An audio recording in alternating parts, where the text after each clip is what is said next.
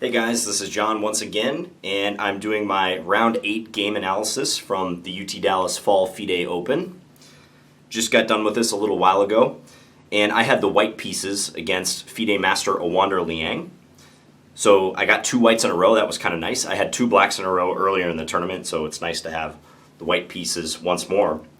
And my opponent is a chess prodigy, simply put. Awonder is one of these guys that you read about in like Chess Life and you see in chess-based articles online. He is kind of the quintessential chess prodigy. He's won gold medals, or maybe just 1 gold medal at the World Youth before. And he is coming along very nicely. He's 12 years old, and I believe his FIDE rating is 2373. And he's been performing extremely well this tournament. Going into this game, we had the same number of points, but his performance rating, I believe, was about 25-25 FIDE. So for this tournament, heading into this game, he was performing at a level of a grandmaster, above 2500. So, impressive. So I opened with d4. Awonder played knight f6. And for the second time this tournament, I decided to play knight f3 on move 2. This is a move I've been playing a little bit more of recently. Most of you guys see me play c4 instead. But knight f3 is nice and flexible. Now, I was anticipating that he would play g6. He likes to play the King's Indian defense, and usually King's Indian players like to play this way against knight f3 on move 2. But he surprised me a bit. He played e6 instead, which is something usually Nimzo Indian and Bogo Indian players will play, because after c4 they can get into those sort of systems like bishop e4 check, or if they play Queen's Indian they can play b6, even Queen's Gambit decline, d5, or even Benoni, c5. There's a lot of transpositions available. So after e6, I decided to play e3. My game with Daniel Gurovich was exactly like this from round 2 as well. So after e3, he played b6. I played bishop d3. He played bishop to b7. I castled. And he played bishop e7. So there's several ways I can handle this system. I decided to play in the most direct way, and that is to put a pawn on c4. So now I play this pawn to c4 move. If I wanted to adopt a Kali-Zukertort system, I could play b3 and fianchetto this bishop so it has influence towards the center. But I decided to play c4 instead. And here, black played the simple move, castles kingside. And I played knight to c3. Okay, so far so normal. There hasn't really been a clash of the forces yet. And now Awonder decided to advance in the center, and he played d5. So we've already departed from my game with Daniel Gurovich. Gurovich decided to do earlier c5 followed by taking on d4, but Awonder is content to put the pawn on d5 and hold off moving the c-pawn for now. Some players don't like to do this because it does block the light square bishop when you put the pawn on d5, but it does gain influence in the middle of the board for black, specifically that e4 square. Black now has 3 pieces, the pawn plus the 2 minor pieces, trained on that square. So if white, for instance, tries to occupy e5, black may in turn occupy e4, and things can balance out. So after d5, I decided to take and release the tension right away. This is a new position for me. I've never played this before. I thought briefly about b3, trying to support the c-pawn with my b-pawn, but I didn't see any benefit to keeping the tension. And I wanted to clarify the situation in the center, so I took. I think black could take with the knight if they like here, but Awonder just decided to take with a pawn instead. Pretty standard. And now I played b3. So preparing bishop b2. My opponent played knight bd7. And here I went queen c2. So I thought I might have a little bit of an edge at this point. Or if not an edge, I might be a little more comfortable, because I do have a queen-bishop battery and I'm pressurizing that h7 pawn. Also, I potentially have the plan of going knight e5. And if black is unable to take, say hypothetically there's an exchange here, and I take back, this knight would have to move and black would lose the h7 pawn. So like knight moves away, bishop takes h7 check. So when I say that I'm more comfortable, I mean that I have like a readily available plan like that, whereas for black it's a little bit early to talk about such plans, and it's something that will have to be on black's radar. And at this point, Awonder just decided to play a6. Reasonable move, I think. It controls the b5 square. This bishop is better placed on d6 than it is on e7, as it currently is. So a6 could be a prelude to playing bishop d6, which would improve the bishop and help stop knight e5. Now he's got another piece on that square. But if he were to do it right away, I would hit him with this move, and that could be irritating for black, because if the bishop moves away, like back to e7, I can take that pawn on c7. So, useful move, a6. And I decided to follow through with my idea and play knight e5. I think the danger for white, if you play systems like this, so this is a Kali, but this goes for any of you who play like London or the Tory, systems like that, don't fall into the trap of making too many routine moves. Okay, so like a routine move here would be bishop to b2, just continuing what I set out to do with b3, simply fianchettoing my bishop. But that is like the laziest of moves, bishop to b2. It doesn't take a genius to see that when white plays b3, they're going to do it.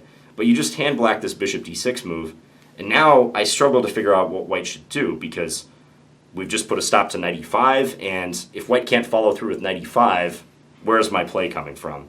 I could try a pawn break, like maybe I could try to advance in the center with e4 and shake things up a little bit, but I think with black having set themselves up well to just start chopping material on that square, I don't see this playing out to white's advantage in any way.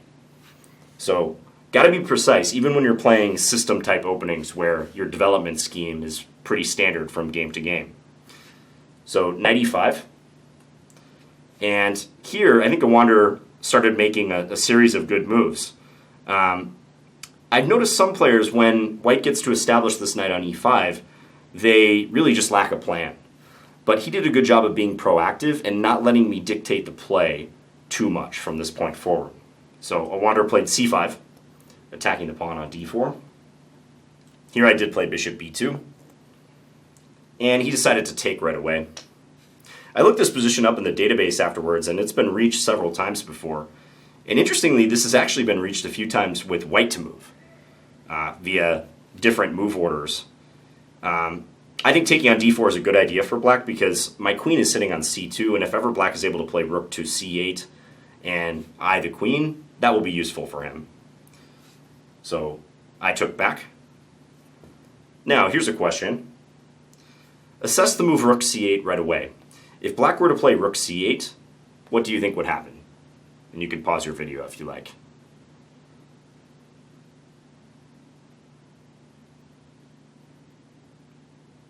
Okay, so we were just talking about avoiding lazy moves, and rook c8 would be a lazy move. Awonder did not play this move because he saw what the refutation would be. And the refutation is knight takes d7. All right, so I make a timely trade, knight for knight, but in doing so, I give black a choice of recaptures, but both recaptures will lose something. If queen takes d7, trying to keep the knight defending h7, then white has bishop f5, skewering the queen to the rook, and white will win the exchange. And if knight takes d7, then h7 will fall. So that would be an easy mistake for black to make. If this were a fast time control game, like a blitz game or something, I'm sure like many players would just play rook c8 without thinking, because that's what you do. You want your rooks on open files, especially when they're lined up with your opponent's queen, but just so happens to run into knight takes d7. But he played an accurate move here. He played bishop to b4. Good move. And earlier I was talking about how Awonder is a chess prodigy. I kind of hate that term because I feel like there's a lot of connotations with being a prodigy, and I don't know if it makes sense to heap expectations on kids who are that young. But this move really speaks to his chess skill and his understanding, in my opinion. That's not a move I would expect most 12-year-olds, even of Awander's rating, to find. I think that's a great move. So what he's trying to do with bishop b4 is fight for control of e4.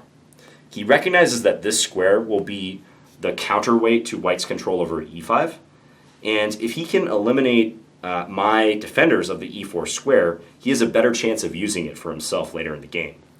And comparatively, like his dark square bishop, it does control some valuable squares, but he wouldn't mind like making a well-timed exchange for this knight. That actually never ended up happening in the game, but with bishop b4, like he creates the threat of this followed by knight e4. And all around, I think it's just a good move. Also, it prepares rook e8, maybe attacking the knight on e5. And he is content to let this knight sit here, and he's not going to give in to the capture and allowing me to get at h7. So after bishop b4, I decided to play rook a c1. I have some flexibility here. There's perhaps other moves I could try. I didn't want to play a3 because I thought like black might try to take on c3 anyways, so to me this move felt sort of like a waste. So I figured the c file will be a useful file going forward, so let's just get another piece on that file. And Awonder played rook e8. And here, I had an aggressive move I could play, and I have kind of a more banal move I can try. And I chose the banal move, as is my style sometimes. But I seriously debated the move f4 at this stage. So with rook e8, black is just piling on e5. Maybe you could make an argument for rook fe1 to try to defend the knight further, but I was kind of hesitant to walk into a pin. My knight on c3 would be pinned now. Maybe they can even take advantage of that by playing this move. So the most natural way to support this knight would be f4. And this is the computer's top choice here. It gives white like a very slim advantage, something like plus 0.15, so not much. And I thought for a very long time about this. I have to say the idea of playing f4 just makes me uncomfortable in general, although in the Kali system this does happen a lot. So in playing f4, there's almost no going back strategically for white because now I can never control e4 with a pawn. I do gain a lot of control over e5, and I'm helping my knight out quite a bit, but this lack of control over e4 kind of bothers me, and maybe it's a sign that these positions aren't quite to my liking, or playing them aggressively isn't quite to my style. But it would have been interesting to see how the game would go. I think if white does play f4, they have to be willing to follow up aggressively, possibly even with g4, g5 later, to try to force away this knight and really make something happen on the king side. Basically with f4, white is just hoping to be in your face as black and really make you feel the presence of that knight on e5, because taking is almost never good now with this capture being possible. But it must be said, like e4 could be occupied, and I just envision stuff like black taking here and then playing knight e4, and maybe that knight is just as good as my knight. So I backed down from playing f4, and I instead took on d7. And in doing this, I was just playing for a small advantage. I know that black cannot take here for the reason we've described, so he takes with the queen. And here I played knight a4. And this looks like it was, or at least at the time, it looked like it was inconveniencing black. I am attacking b6 and I'm opening up the c file. Maybe I can try to invade with my queen on c7. So I figured even if this isn't crushing black right away, maybe I can navigate the game to a slightly better static position and try to outplay my younger adversary. So after knight a4, Awonder played rook a c8. Good move. So question about this move. This move does leave the b6 pawn undefended. So what would happen if white plays knight takes b6 now? If you'd like to calculate knight takes b6, you can pause your video.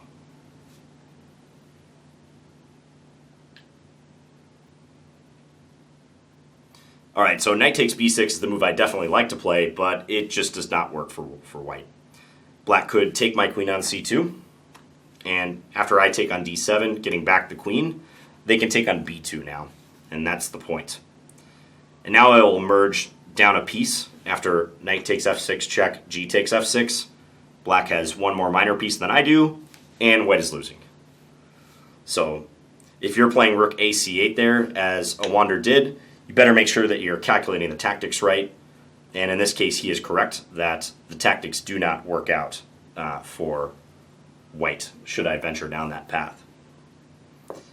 So after rook a c8, I have to move my queen. So I played queen to b1. And now he traded on c1. And I had planned in advance which way I was going to take back here, so I didn't use much time. Rook takes looks normal, just getting on the file and putting the rook to use. But I actually took with the queen instead. And I had a reason for this. I wanted to try to exchange off this dark square bishop. That seems kind of weird because earlier I was talking about how black might be like willing to part with that dark square bishop. But now that the position has simplified a little bit, it kind of becomes clear that black has one good bishop and one bad bishop.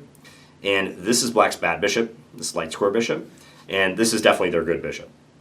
So I figured with queen takes c1, maybe I can sneak in bishop a3 and force black to exchange off that piece. Also for me, it's the reverse.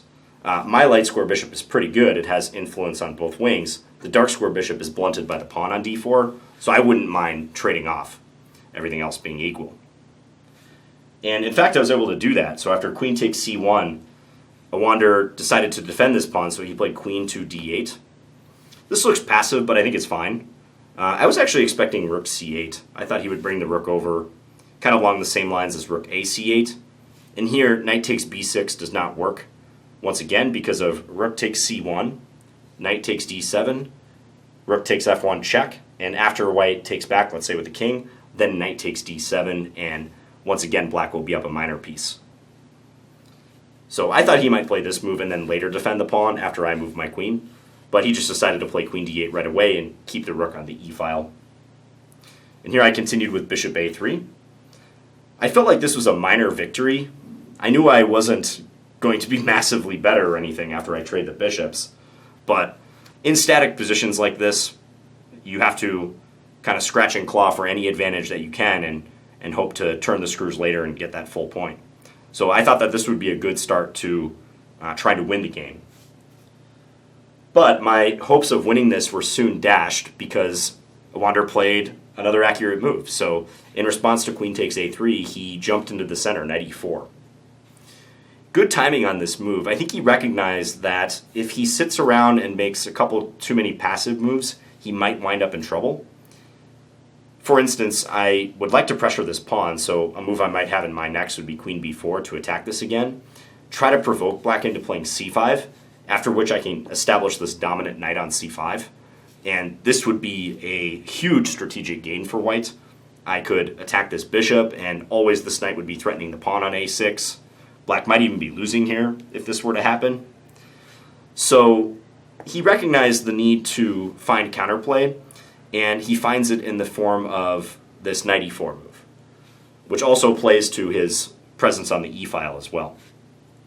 And I started spending quite a bit of time here just looking for something that would allow me to continue playing for a win. But knight e4 is very pesky. He's also opening up queen f6, attacking the pawn on d4. So for instance, if I try to chase this knight away with pawn f3, I actually thought that this would be the answer. Queen to f6 attacking here. And if I take, he takes here with check. And once I get out of the check, black is going to eat my bishop on d3. So I didn't like the look of that line. And if I can't play f3, then I'll have to tolerate this knight on e4. I also thought of f3, he might even just go knight g5 and try to get the knight over to e6, which would be an ideal square, I think, for this piece because it always attacks d4, and maybe even in conjunction with that queen move, d4 could be a huge liability. Maybe even the knight comes into f4 later and attacks the bishop and the e2 square. So knight e4 has some positive consequences for black, and if I kick the knight in the wrong way, I could end up having to deal with it coming somewhere else even stronger. So after knight e4, I played kind of a cautious move, queen back to c1. Didn't like making that move, but I figured I needed to shore up some of my dark squares. My queen felt like a little off sides. I even thought like black might swing this rook up and maybe even attack me in some cases. So queen c1 is like a safeguard against that. I'm also trying to stop queen to g5. So after queen to c1, black played queen to d6. And good move, once again. The queen is still covering the b6 pawn, so when they go from d8 to d6, nothing changes in that regard. And the queen just has a lot of flexibility here. It can even come to b4 now, and he's taking advantage of the fact that I have just abandoned this diagonal. So at this moment, I played rook e1 and offered a draw, and he thought about it for about 30 seconds and took it. After rook e1, I really didn't think there was much of an advantage for white at all. And the computer says this position is dead equal, like it literally gave 0.00, straight zeros across.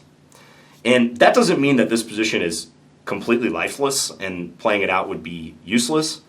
But I had about 16 minutes left at this point, and I think he had 20-some. And I felt like he had played well, and he's been having a good tournament. So even though I slightly outrate him by about 75 points, I felt like this was not a great position to score a full point. So offered a draw. I know I'm perhaps making some small excuses for why I offered a draw to a slightly lower rated player. But in reality, he's played well, and it would be very, very difficult to beat him from this position unless he makes some big mistake. And, I mean, with the time pressure, it's not out of the question that I could make a mistake here, too. It's Black even has a slightly more active position at the moment. Rookie 1 was just preparing f3, by the way. I'm still looking to get that move in, and I thought maybe I could do it soon. He offered me a draw. I think I failed to mention this. He actually offered me a draw on move 10 after he had played a6 in the opening, and I definitely didn't want to draw that early. The dynamics of draws in chess are really interesting. That might be a good topic for a future video. One thing I'll say is if you're really looking to get better in chess, you should limit the number of times that you offer a draw. I've gone entire tournaments where I don't offer a draw, and as a general policy, it's good to stay away from offering, and if the game is a draw, just play it out to its natural conclusion. This is one of these do as I say, not as I do teaching moments, by the way. Oh, and with this game, I found out after the game that this was Awander's last IM norm. By drawing me, he secured the IM norm, which is a testament to his performance in this event because he didn't even need the last round coming up tomorrow. Regardless of what happens in the last round, he will have scored an IM norm. So once he gets his rating over 2400, he'll be a full-fledged IM. Pretty exciting for a 12-year-old, and I certainly hope he does well. So a little bit of a banal game, I know. Sorry I wasn't able to make it more exciting for you guys in that one, but that's how it goes in chess. Sometimes you play a Kali system and you draw in 21 moves. Or 22 moves, I guess. Anyways, hope you guys enjoyed this. Last round is tomorrow morning. It's pretty early, and I have to catch a flight immediately after the round, so I probably won't be posting a live analysis video, at least until I get home. And if I don't talk to you guys, at least for a little while, I just wanted to thank you all again for the support. I've had so many comments on these vlogs. It's been awesome. And I'm going to London in about 1 week for the London Chess Classic, another 9-round tournament, and I hope to keep the vlogs up there. So thanks for watching, guys, and I'll talk to you again soon. Bye.